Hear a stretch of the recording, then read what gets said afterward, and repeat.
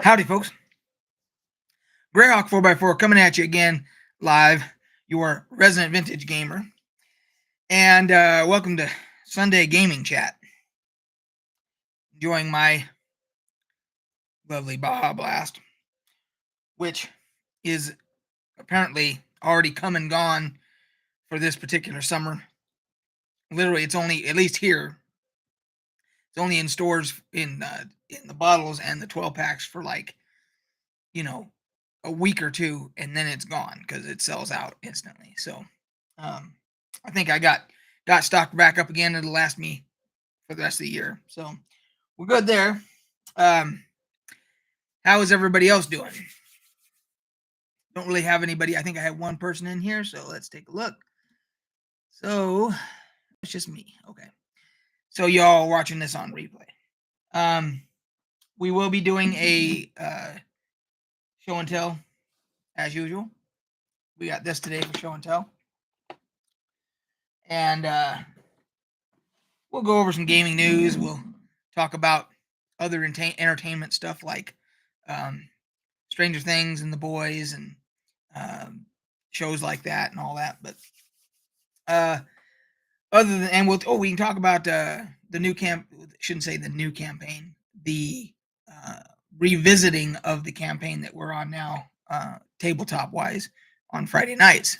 Talk about that too. So we'll just see if we wait and see if we get other people in here and go from there. Because I'm dragging, because believe it or not, our cat has my sleep schedule all screwed up. Because ever since, so even on vacation, sleep schedule wasn't real great because we were constantly moving from city to city each day and all that. So, and some nights we'd be up late. My buddy Chris would be out, at a bar or whatever. A lot of times we were back, at the room by a reasonable hour, but sometimes we were out late. Like we went to Buddy Guy's jazz club in Chicago. I think we were up late that night. So the sleep schedule hasn't been normal at all. And then I get home and this damn cat, she decides that every morning at 4 a.m. she wants to get up and wants everybody else to be up for whatever reason. So, of course, I want to let the wife sleep because she's got to work. So I go downstairs with the cat, all that, and then I try to fall back asleep on the couch or whatever, but that doesn't really work. So my sleep schedule is all screwed up. So I'm kind of dragging ass a little bit. That's why I've been hitting the caffeine pretty good. So.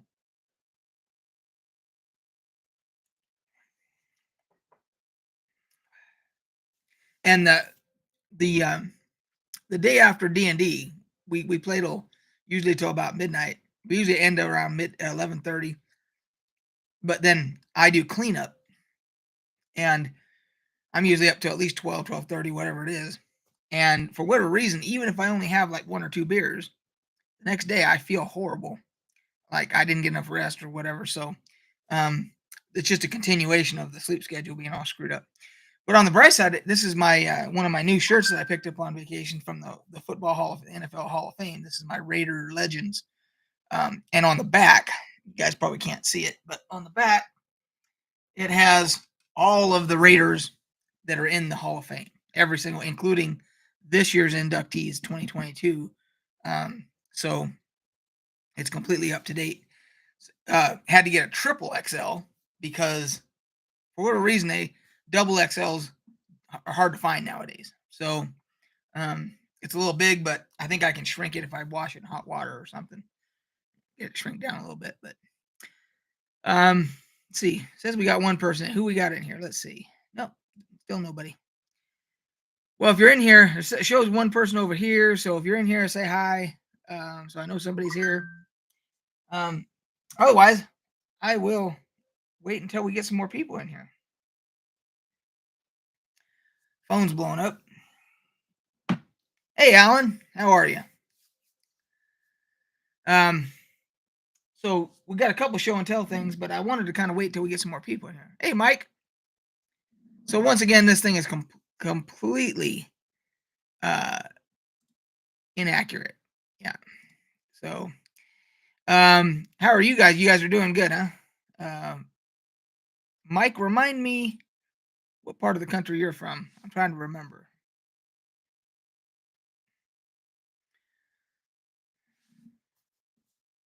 And Alan, if you are so inclined, you can also put what part of the country you come from too. So I know. Hey, Mistra's here. How are you, Mistra? By the way, thanks, Mistra, for that link you sent me to that video about Norway, um, about how the economy made a turnaround and all that. That was pretty interesting. I appreciate that. Meanwhile, while we're waiting for more people, let's do a gaming news check here. See what we got going on here. And my phone is blowing up. Um, okay. Um, Logan Paul, I've already lost interest. Turns most expensive Pokemon card in the world into an NFT. Well, that is one shit show of a sentence right there. Got nothing wrong with I got no problem with Pokemon, but NFT and Logan Paul in the same sentence? No, that's a hard pass there. Um,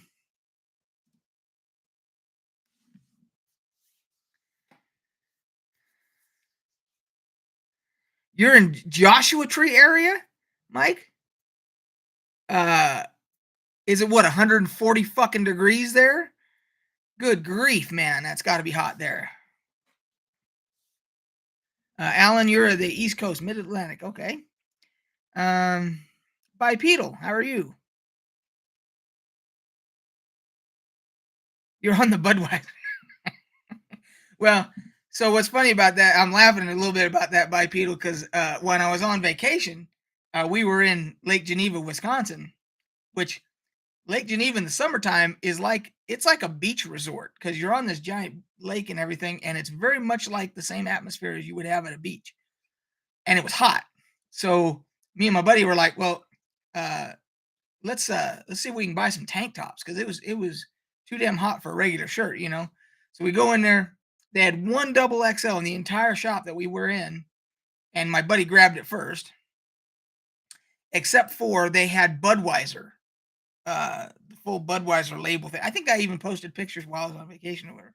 So I ended up having to even though I don't drink Budweiser, I had to get a Budweiser tank top because that's all they had.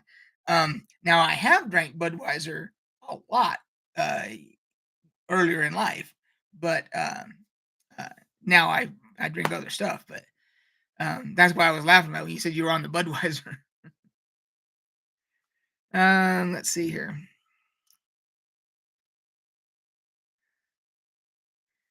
25 degrees Celsius here. So now you're going to make me have to do some uh, some calculations here because I don't know what that is in Fahrenheit. So let's see here.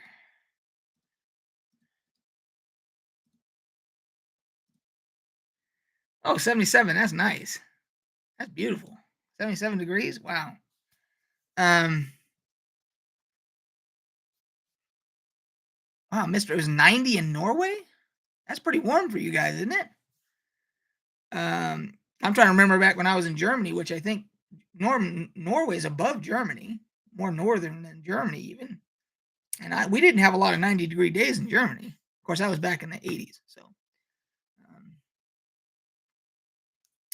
yeah, Alan, in the wintertime, Lake Geneva is cold, snowy, pretty barren and all that. But come summertime, because now I've done both, summertime is awesome, man.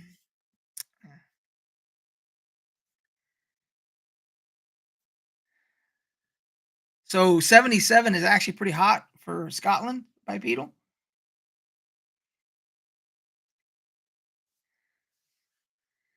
Yeah, we hit Utah where I live, the state 2 days ago we hit a record, not where I live in a different part of the state. It was 117 degrees Fahrenheit. And that was a record. Um, that's that is that's unlivable as far as if you had to be outside in that 117 degrees. Holy shit. Um,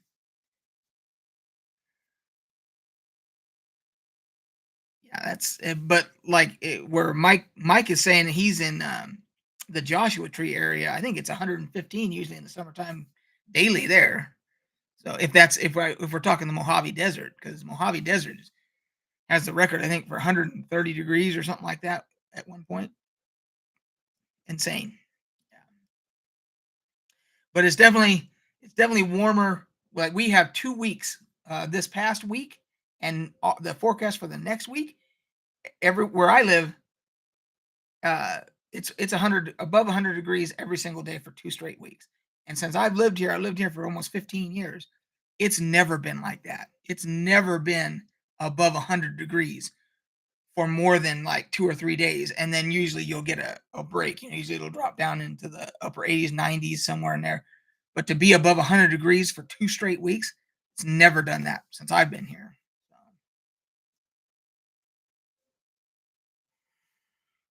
Bipedal says 2018 had angina attacks every other day because it was over 30, 90 plus.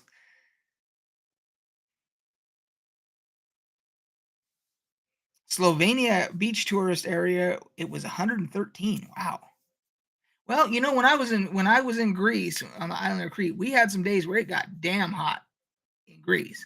So yeah, I guess some areas there in Europe can get that hot because we had some days that we got ungodly hot. But I think for me, it's more just like I think it's just the fact that it's consistent. Like for 2 weeks straight, it's going to be above 100 degrees.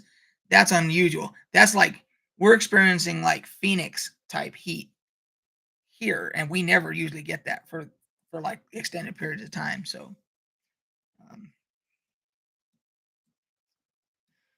well, at least I got some people in here now. So now that I got some people in here, let's see if we can. Maybe we'll do the um, show and tell stuff. So on my haul, when I showed you guys the stuff that I got on vacation, I forgot one thing. Um, I got this from my niece in Cheyenne. We drove through there and dropped some stuff off for her, and she had this as a gift for me. It's a dice tower, and it's got the Dungeons and Dragons looks like 5th edition logo on it. I never saw this for sale anywhere, but she gave this to me, and I had to take this all the way from China all the way to Pittsburgh and back without breaking it. And because I found a box for it somewhere along the way and was able to protect it pretty good, so it didn't get broken or anything. And I actually used it on Friday. Used it for the first time. It's actually got 3 slots for dice. These 2 towers are for smaller dice. The one in the middle here, you can use a bigger D20 or whatever if you want. So it's actually a pretty cool little dice tower. So thank you, TJ. So yeah, I hadn't shown that.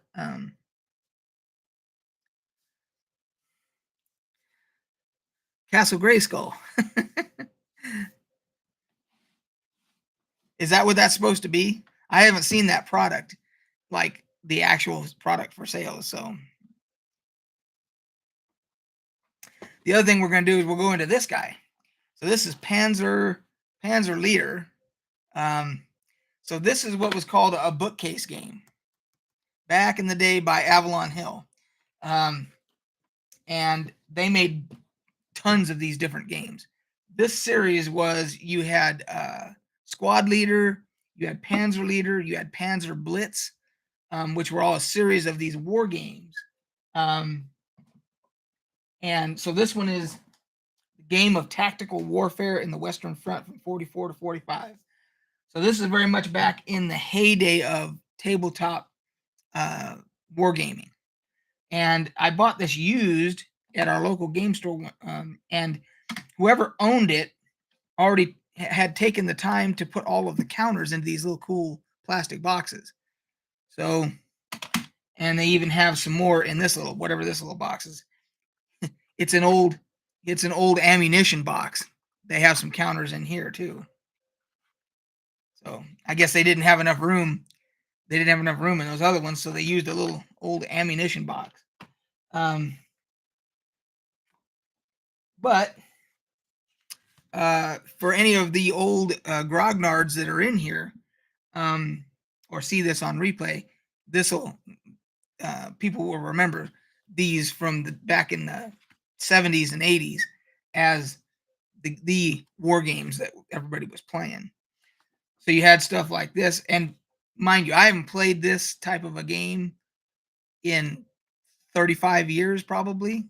Um, yeah, maybe even a little bit more than that. So as far as remembering all this stuff, I have no idea. But it'll just give you an idea of the complexity that these are all the tables and maps and everything. This is a situation map, and it kind of gives you the layout of what's on the pieces, what's on the counters, like what each little number means and all that stuff. And then you had some combat tables on the back, and then you have a shit ton more of these tables. Weapons effectiveness chart, target elevation table. I mean, it gets really technical if you're into wargaming. Terrain effects chart, telling you what the different terrain, how it affects your units. And then you have, so these are situations. So these are like scenarios, and it basically tells you how many counters to use for the scenario. They call it a situation, and there's a whole bunch of these. Operation. So this one is Patton's counteroffensive, Elsborn Ridge, Gold Beach, which is one from Gold Beach was from the Normandy invasion. Operation Goodwood. There's a whole bunch of these situation cards. Let's see here. Is it true Cyberpunk 2020 was the first game? But we were having to go by release dates, so D&D is over.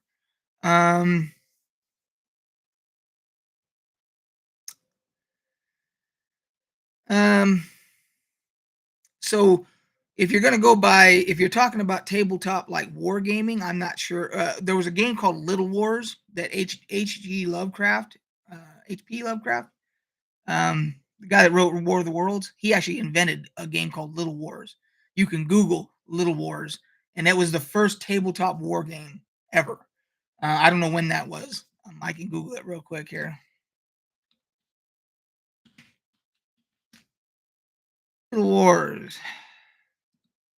H.G. Wells invented it in 1913.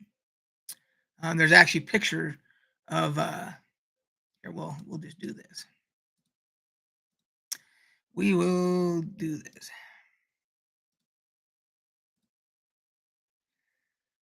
There you go. So that's as far as I know is the now. If you want to go way back, you have chess and stuff like that. The according to what I have read, the first game ever, like played game at a table or with dice or whatever, is Go. I think it's a is it Chinese or Japanese? But whatever that is, as far as I know, it's the oldest game uh, in existence is the game Go, and I think it's either Japanese or Chinese. I think I've never played it. So, but in addition to that, so then you got the rules, designation, designers notes, and campaign data, which basically goes just as it says. It goes through all the different units, the unit composition table. I mean, it gets very technical. And then what's left after that is all the maps. So you got a bunch of map boards in here. And so it's in pieces, obviously. So when we built this table here, we built it for D&D, obviously, and all that, but it's also a little bit higher than a normal table. It's just a little bit higher, because if we ever did decide to do tabletop wargaming, most of the time you're standing because you got to do a lot of measurement and all that stuff, and so it's actually the perfect height for this kind of stuff for tabletop wargaming. So, but anyway, so that's Panzer Leader. I actually don't know if this one is complete because I bought it used for $10, and I've never actually done the research to see if it's actually 100% complete. But I'd have to count counters and all kinds of stuff. But that's it. That's one of the old war games there. So I figured I'd change it up a little bit on the show and tell, show you guys something that maybe some of you hadn't seen before. So,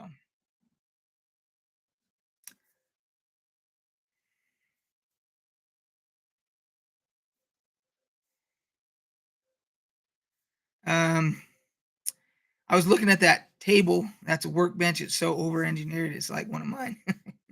Yeah, it's I mean, it definitely can seat 8 for like D&D, which is what we wanted, and then it's a little bit higher, um, and it's we used sturdy legs. I mean, we basically tried to make it, you know, gamer proof, kind of.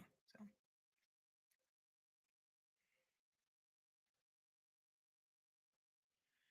well, when we initially did it, it didn't have a center support, um, where the 2 pieces come together right there. And I realized I needed to, so I got under there and I actually took 2 2x4s and bolted them together as a center support, and then I went underneath and got up underneath and then bolted it to the cross piece in there. So now it has a proper center support. Um, so yeah, it can hold a lot of weight now. So if I ever have to move, I'm gonna take the whole damn thing apart to get it out of the basement here. But hopefully, I don't have to move. So. Yeah, we used on the legs, we used wood glue and clamps first, and then we put bolts also. Peter, I believe that's how you pronounce that, if I remember correctly. Peter, howdy.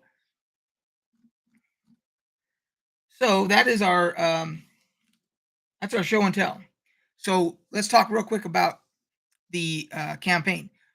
So as I announced before, um, the Dolmenwood campaign that we were in with Jonathan DMing, uh, we put that on hiatus because this is his busiest time of year, and it was difficult for him to do prep while working as many hours as he's working and all that. So we're back on Brad's campaign, which we're calling the Galley. That's the name that Brad gave it. Not sure why it's called the Galley. I'm sure we'll find out at some point. But this is an older campaign. My character is level 9. So we've been playing this campaign on and off for a while. My character is Cleavite, cleric. And if you guys have been following long enough, you remember me talking about doing campaign updates where I talked about Cleavite and this campaign and all that. So I will do a separate campaign update video about where we're at, but just to let you know, yes, we're back at the table. We're doing Brad's campaign. We got a new player, Chris, who is playing a paladin. He actually rolled well enough in first edition to play a paladin, and that character's name is Lionel. I forget the last name he gave him. Um, and then uh, Niels, our other player, that he was playing a character called Flint. He retired that character and he rolled a new um, thief character named Xanadu. Um, so our makeup now is we have a paladin, we have a ranger magic user, we have a elven thief, a barbarian, and myself, the cleric. So we have a pretty balanced party now. So, wow, I missed a whole bunch of shit. I didn't have my chat in the right spot. I missed a whole bunch of stuff. Let's see here.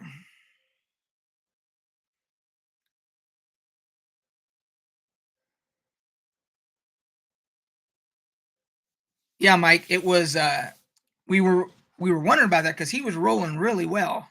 And somebody said something about, well, you might be able to play a paladin because he had what is it, charisma? It has to be 17 or whatever, right out of the gate. And he had that, and then they checked the other ones, and he just barely by the skin of his teeth, he had made it. So that's unusual. Paladin is very difficult to qualify for with stats.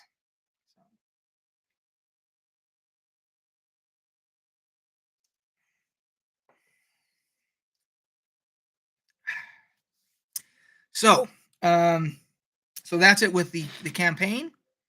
We did our show and tell. Let's talk a little bit about some gaming news. Let's go over here to Kotaku and see what's happening. We already talked about, the one thing I don't need to, um, that Logan Paul stupid ass story. Blizzard boss defends Diablo Immortal, feels really good about its launch.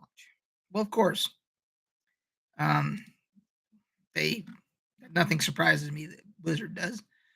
Um, so Mike Ybarra, I guess, is the new boss. But as far as I know, Bobby Kotick is still there, right? Isn't Bobby Kotick? I mean, if I missed it that Bobby Kotick got kicked to the curb, how the hell did I miss that? Let's see here. Oh, of course, he's the Activision chief executive of Activision Blizzard. So the other guy is just the head of Blizzard. I got it. Okay. Yeah, I almost had a heart attack there thinking, holy shit, did they actually do it? Did they actually kick Bobby Kotick to the curb? Because I would have been popping the fucking champagne.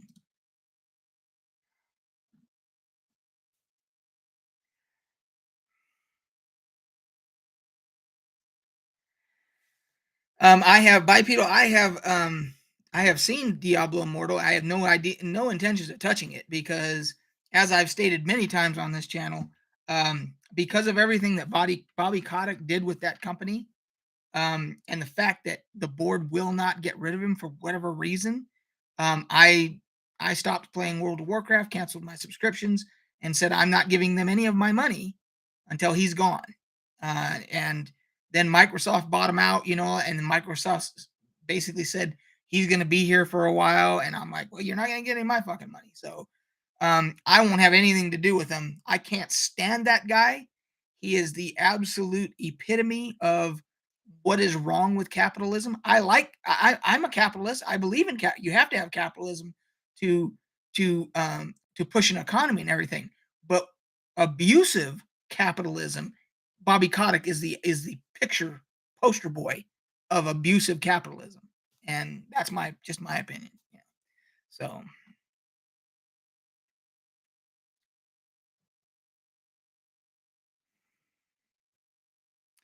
yeah, the was it I'm sure they got loot boxes. I know it's pay to win and all that, but um I don't know the details because I never went into it. So, um, hey, Lindis is here. If you said hi before, Lindis, I'm sorry I must have missed it. If not, howdy. And when is Bethesda's Starfield supposed to be coming out? Well, it's supposed to come out this year, and I think it got pushed to 2023. Let's take a look here. Pretty sure it got pushed.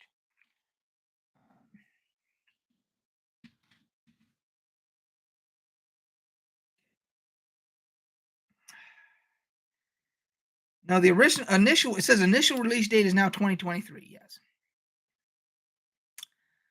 Um, and I think it was supposed to be November of this year, and then it got pushed to 2023, which surprised absolutely 100% of nobody. So, um, so Peter, the Starfield videos that they did show, I don't know if you saw the same ones, but the ones I saw showed that you're going to be able to build your own starship. You're going to be able to build your own bases. You're going to be able to explore something like 1,000 different planets or some crazy shit like that. So, um, uh, uh, it looks like to me like it's overly ambitious. And Mister just basically made the point that I was going to get to, um, which is not the first time Mister has gotten to a point before me. Yeah, they're making the same mistakes No Man's Sky did. Now, No Man's Sky has fixed itself. If you're not following that, No Man's Sky apparently is very well received now, but it took them a long time to get there. Um, so Bipedal says I played Star Citizen, actually bought Elite when it came out and never played it. Bad timing. So it sounds like they're trying to compete with Star Citizen with Starfield, uh, based on what I saw, which would be fine, considering that Star Citizen is going to cost people a ton of money to play it. It's a super money grab, but if they can pull it off, that'd be great. But it's somewhere between what Mister said with No Man's Sky and them trying to be Starfield or Star Citizen. Sorry, I'm getting my stars mixed up. Let's not start talking about Star Trek. I'll get all fucked up. Um, so somewhere in between is where I think Star Citizen's going to end up. It's going to be somewhere between what they were trying to do with No Man's Sky and uh, or see, I got all screwed up again. Starfield is going to be in between Star Citizen and No Man's Sky. So, Peter says Star Citizen is crazy good. What I've seen is that it's beautiful visuals and all that. It just seems like their business model is they're continuing to try and get more and more money out of people before you know any kind of an actual launch and everything. And I think Mister might actually know a little bit more about it than I do, but um, I'm what I understand is it's very expensive to get into Star Citizen. So yeah, Bipedal says I got about 3K worth of ships in an amateur compared to a lot. Yeah. Have you ever seen Entropia Universe? I have seen it on Steam, but I've never played it. $90 cheapest pack. Wow.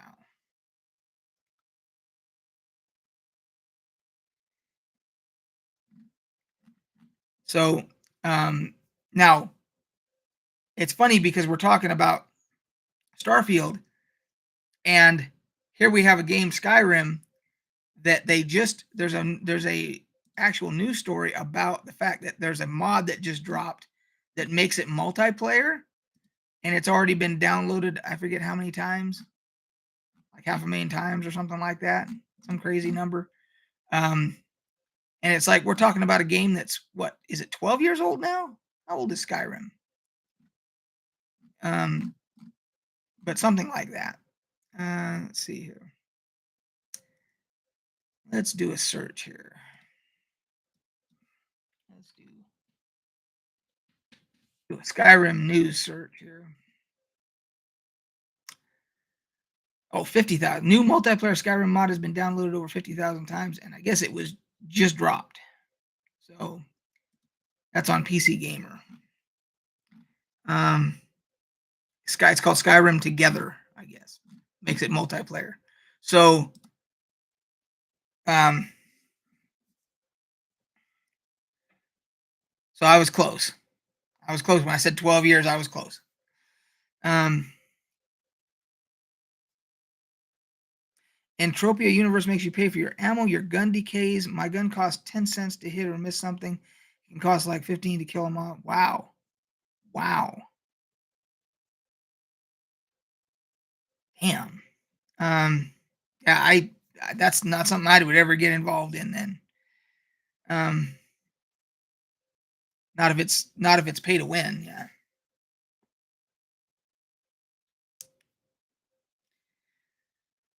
By PS says my biggest Entropia payout was $2,400. Okay, so you can actually make real money playing it. You can cash out. Holy shit! I did not know any of that. How did I not know about that? Because that would be a danger for somebody that's a gambling addict. That would be dangerous for somebody that has a gambling problem. Wow.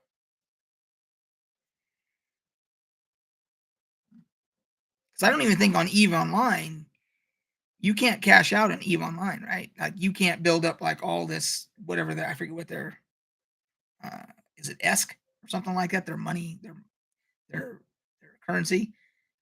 You can't convert that to dollars and, like, cash out, I don't think. So, wow.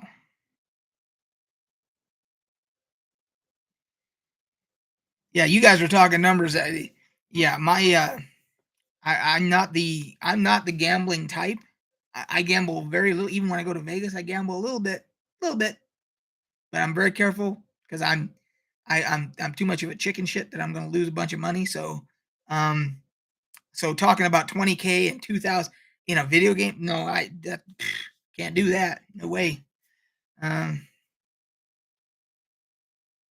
so you cannot in Eve. Okay, so I was right about that. I didn't think you could because you'd have some rich people from Eve because there've been some corporations in Eve. I never played it, but I followed it for a long time, and you'd have some corporations out there that you'd have some people that could cash out as a millionaire uh, in Eve because that's been around so long, and they got some big corporations in that game.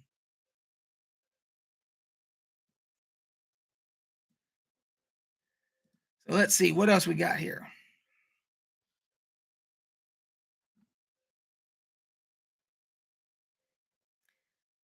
Okay. Best games of 2022 so far. Let's see if anybody agrees with this. Neon White, Warhammer 40K, Chaos Gate, Demon Hunters, The Quarry. So far, I've heard of the 40K. Perfect Tides. Haven't seen that. Lego Star Wars, the Skywalker Saga. Haven't played that. Weird West. There's a whole lot of games I have not seen. Kirby and the Forgotten Land. Tunic. Shredders, which looks like a snowboarding game simulator. Norco. Horizon Forbidden West.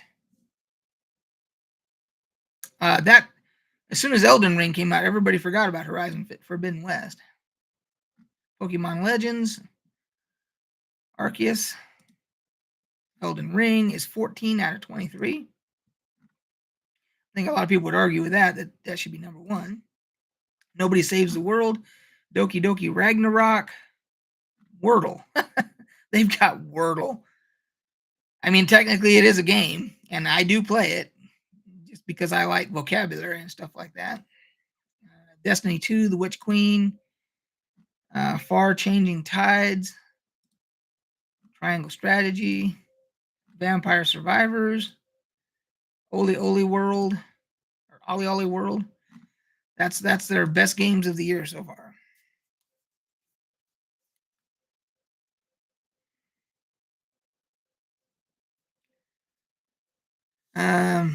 People only put $100 in Entropia, and it took 2 years to hit the $2,400. Not a great investment. Too long time. But it's still, it's still better than losing. That's for sure.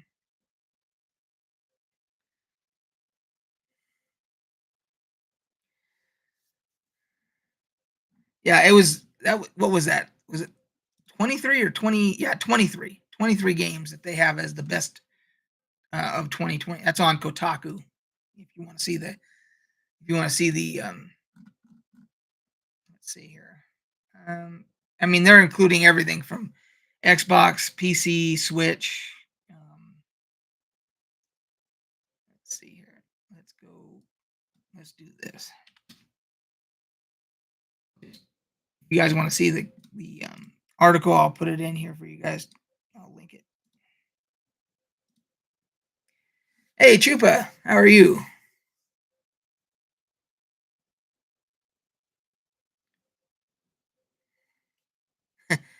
Yeah. NFTs. I saw is it Belluar? Belluar Gaming did a video about, I guess NFTs are officially um, dying in the video game industry. Thank God. Because yeah, I've never been. Call me old fashioned. I know I got the gray beard and all that, and I'm an old guy. Maybe it's just the fact I'm old, but I'm not giving somebody money for something intangible that I can never have an absolute um, value to. It's all just in the nether sphere what this thing is worth. I just can't do that. So, and people can say, well, you own digital copies of games on Steam, and I do. I own a lot of them, but if I play them, I'm getting value through the entertainment value out of it. So then, if it goes away, I've already taken the value from it. So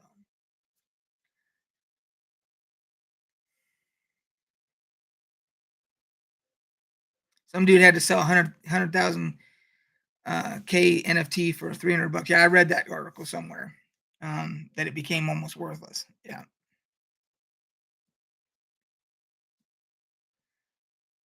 And I got a buddy who is a pretty smart guy. And he is in the cybersecurity field, and he's big into Bitcoin. He's been into Bitcoin since Bitcoin started, even before any of the other coins came out. Um, I never jumped on the bandwagon. Now he's probably made a ton of money because he's there been there from the beginning. So, but it just was never my thing. I'm a very low risk type person when it comes to that kind of stuff. Um, Same thing with gambling and all of it, you know. So,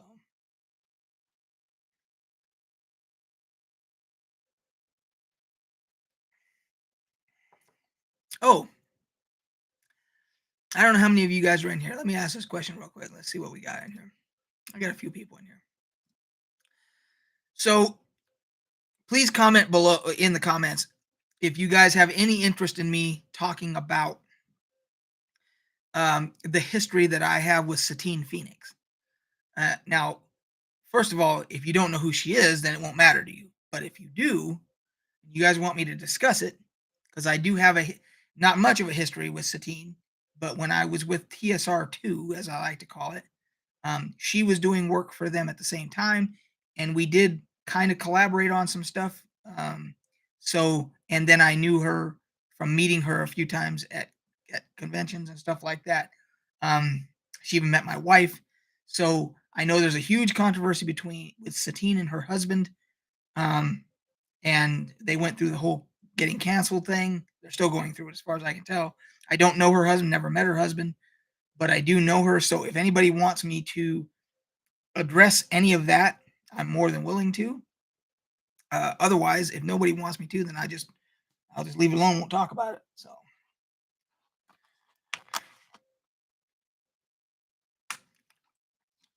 and if you're for somebody that doesn't know who she was the community.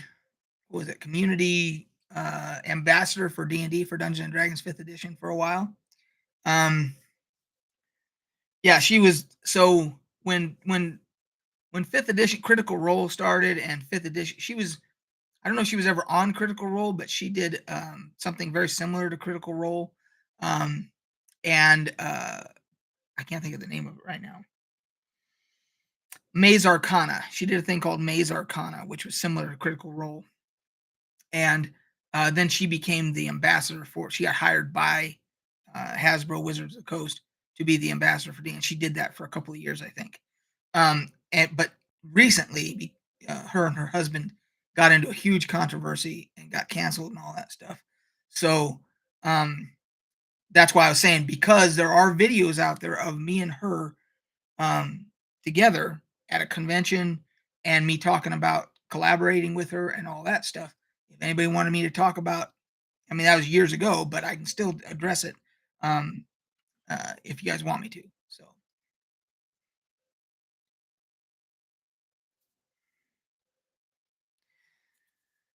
she sounds familiar, and why not? So that's who she is, or who she was. She was working for them, and then she left to pursue her own company. And her and her husband, and I don't know his name. I've never met him.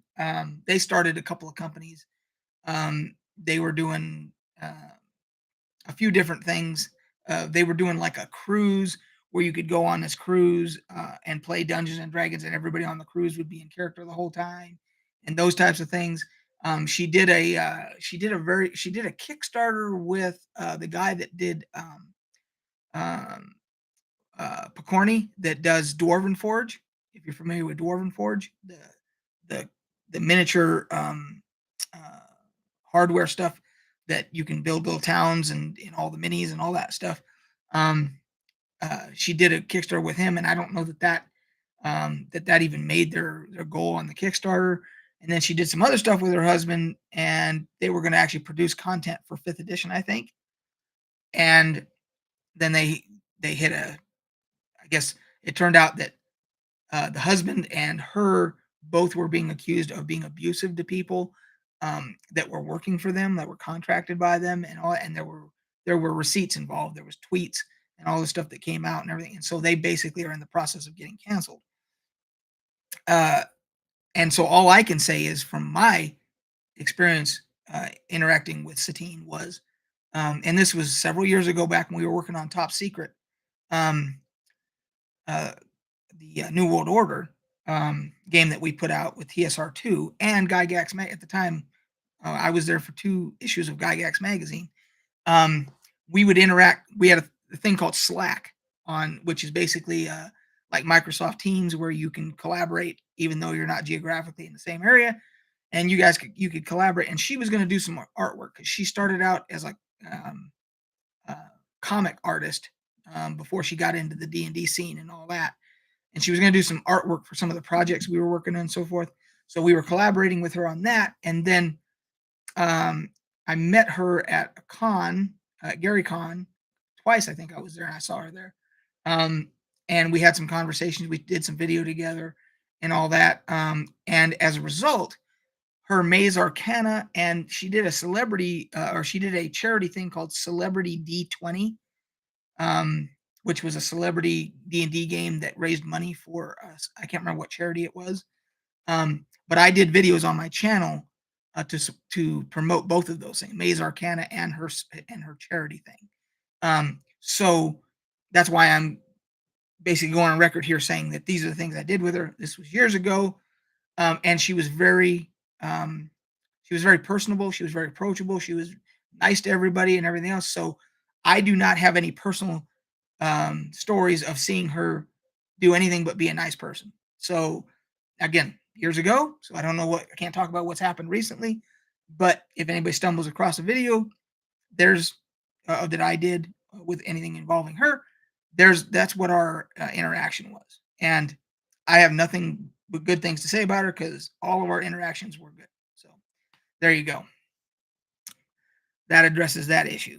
I was going to do like a separate video all about it and everything, but um, yeah, it's uh, it's not worth all that.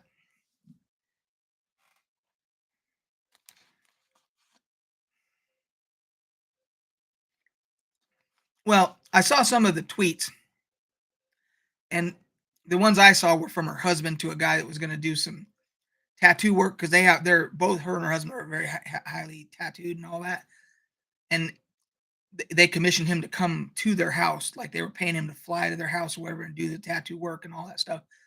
And the way that the husband uh, was was treating that guy, that tattoo artist, was pretty shitty.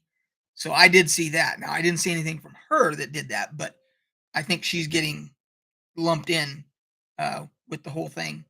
Um, you know, that's her husband after all, and all that. So, and she's done like the whole apology tour thing, and so has her husband. But her husband stepped down from the company he started. That's how bad it got. He resigned or whatever.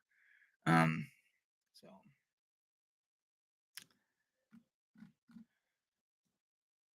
yeah, and I'm sure that I don't think she had any either one of, well, they did have ties still to D&D, I guess, because they were going to produce content for 5th edition, is my understanding. So I guess there still was some type of, so I don't know if Wizards had to put out any kind of a statement or not. So yeah, when I knew her, she wasn't married. So she got married at GaryCon, this past GaryCon in, I guess it would have been March. Um, they got married at Gary. Her and her husband got married there by Luke Gygax, son of Gary Gygax. He was the one who officiated the wedding, and they were all in cosplay and everything for the wedding. It was all done at the con. So yeah, that was very public. So, but I knew her years before any of that. So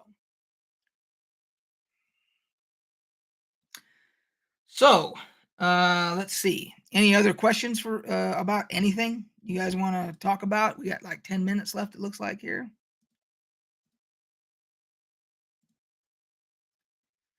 Um, Wizards of the Coast really don't like the quartering.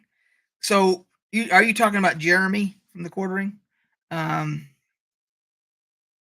I have not seen the old Stargate game. If you're talking about Jeremy from the quartering, the YouTube channel, I have not seen any of his videos in quite a while. I probably need to go back and see what he's up to. Um, yeah, there was some reason why I unsubscribed to him. He did some video at one point or another that just irked me the wrong way, and I unsubscribed, and I've never watched anything he's done since. So I hear him referenced on Nerdrotic and um, and Heel versus Babyface, which I because I do follow them from time to time. They're listening to their podcasts and watching their videos and stuff. And every once in a while, they'll reference him. Um, but other than that, yeah, I wasn't that the alt right incel vibes guy.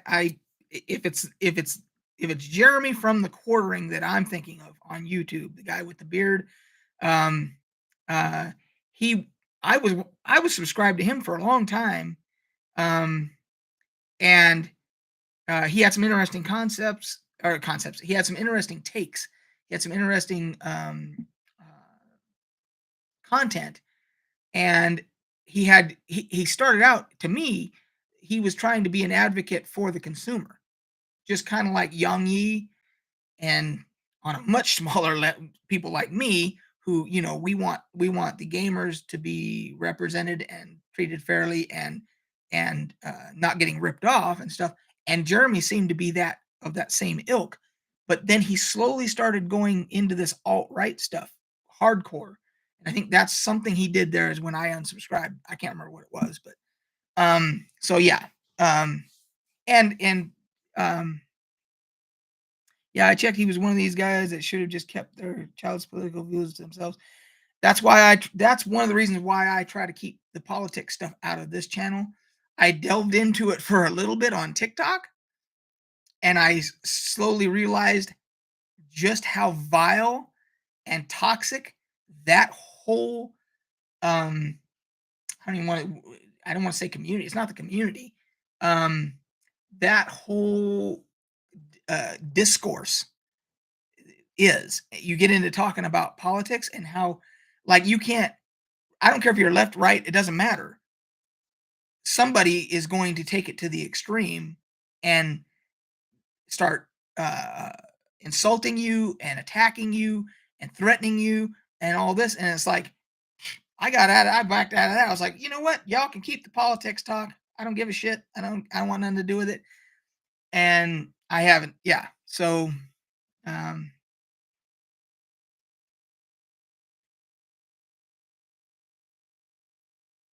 Mistress says I'm gonna unsub because I haven't watched him in a very long time. Many of his recent videos are political. Yeah, so yeah, that's why I unsub. So, um, Linda says Raceland Mezier for president. Wait a minute, never mind. Well, so Linda, so you know that could start a debate of epic proportions because there's people that liked Raceland in the books, and there's people that hated him, and yeah, you could start a whole thing there. The Stargate game, though, I missed buying it on eBay about 15 years ago because I forgot about it. It's from the 70s. You use portals to travel the world. Sound familiar? Um, I do not remember that. Um, the game from the 70s that I remember was I guess it might have been the early 80s, was, of course, Dark Tower, but I don't remember the Stargate game. Yeah, Mister, I watch Nerdrotic and Mauler. I don't watch Mauler on his channel. He's on, sometimes he's on Friday Night Tights and the real BBC Heel versus Babyface and all that. So a lot of times when I'm doing stuff here in the office, working on stuff, I'll just put it in the background as something to listen to. Um, but yeah, I don't subscribe to Maul. I've never even seen his channel. So Peter says made the mistake of pointing out on a Reddit thread that maybe Ukraine isn't doing so well if they lose a bunch of towns daily. Got called pro-Russia, Nazi, and downvoted to oblivion. Yeah. So you see, you can't even have an opinion. That's my point. Is that there's nothing wrong with having an opinion, and as long as you're being reasonable and having a reasonable discourse, and then people go all the way, to level 9 with insults and attacks and all that stuff, and it's like it ain't worth it for me. So I'm gonna check it out right now. Stargate board game.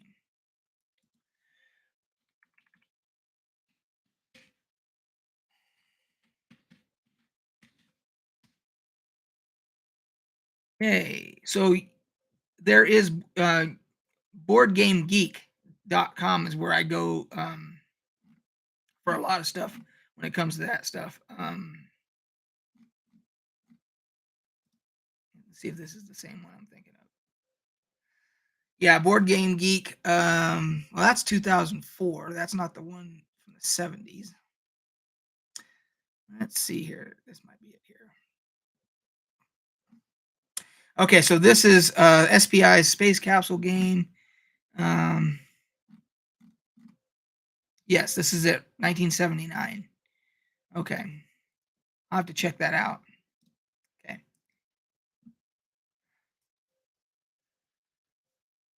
Yeah, I'll after when I'm offline here, I'll look into it a little bit more. Bipedal. So I have another game. I might do that one for show and tell one of these days. Another tabletop. It's called Alpha Omega. So Bipedal, do you remember? It was also from the 70s, called Alpha Omega, and it's basically like Panzer Leader here, but it's in space. It's kind of similar to that. You have spaceships instead of like tanks and stuff like that. Um,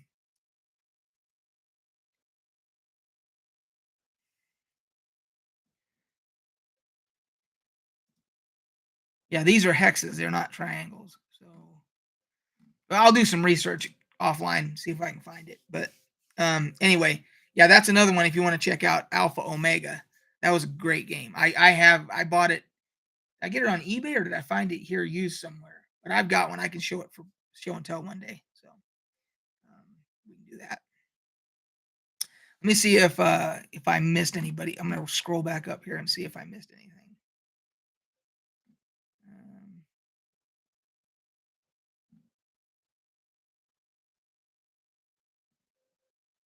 I don't.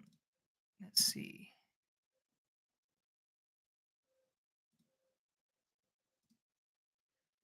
Let's see here. Well, it says Chupa chimed in, and I did not. I don't think I said hi, Chupa. If you're still here, sorry I missed you checking in there. I try to catch everybody as they log in and comment. Um, you watch Geeks and Gamers? They're all right too. Um, hey Chupa, who? Remind me again. Are you one of the people that's a NFL fan? Is it the Bears or you had a team? I think Alpha Omega seems to be on Wikipedia of all places. Yeah, it's on Board Game Geek too, I think. Let's see here.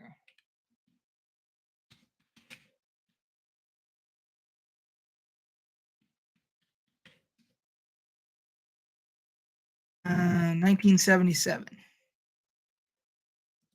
Yeah, that's it. Yeah, by Battle Line Publications. $55 on Amazon of all places. You can actually buy a copy of it.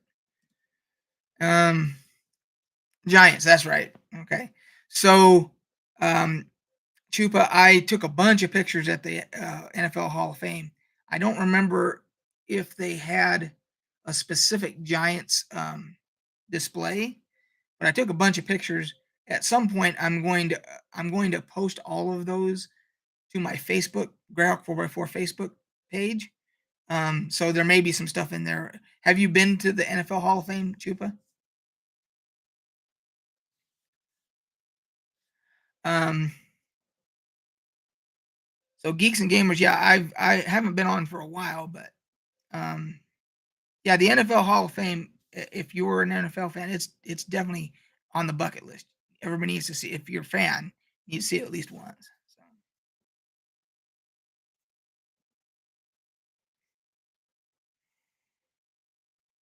um, did you see all the weird old ways they used to score things back then? Are we still talking about Geeks and Gamers? Is that who we're talking about, Lindis?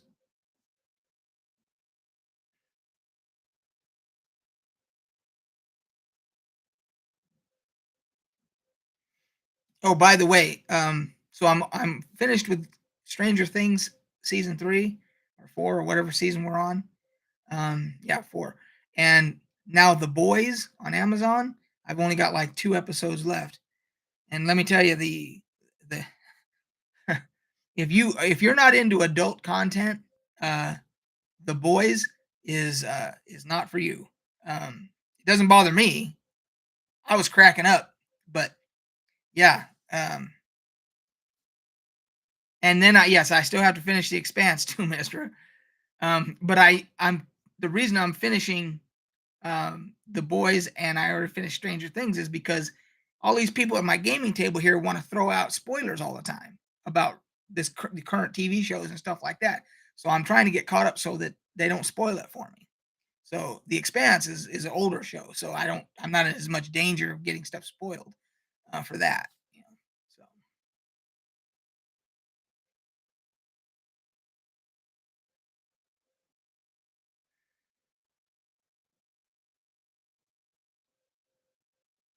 So being Scottish, I thought I was an NFL, but they said Dolphins didn't count. Um, the Dolphins were one of the greatest teams in the history of the NFL. They're the only team to ever go completely undefeated for an entire season. The only team to ever do that was Miami Dolphins. Back in the 70s, they were the powerhouse.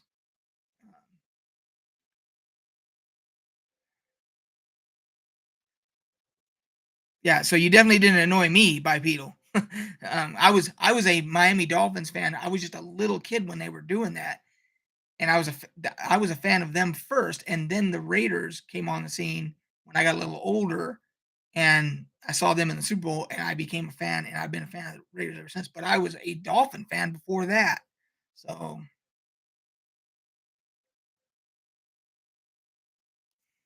Linda remembers Larry Zonka and Larry Zonka and Bob Greasy and Mercury Morris and all them guys. I still remember them all from the 70s.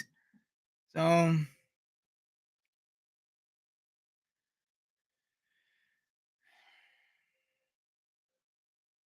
yeah, and anybody I hear when from the rest of the world when they say football, I know they're talking about soccer. I'm at least enough uh, versed, in the ways of the world that I know that the only place that we call American football is here. Everywhere else, football means soccer. So,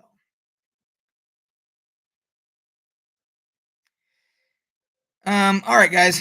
Well, I'm over an hour here. I'm gonna go get something to eat, and tomorrow we will be doing the campaign update. Do that video. I've got a busy day tomorrow, so I'm not sure when I'm going to squeeze that in, but I got a bunch of shit to do. But I'll get that done. And Bipeda says 1988 Dolphins annual and 93 Raiders top most I have.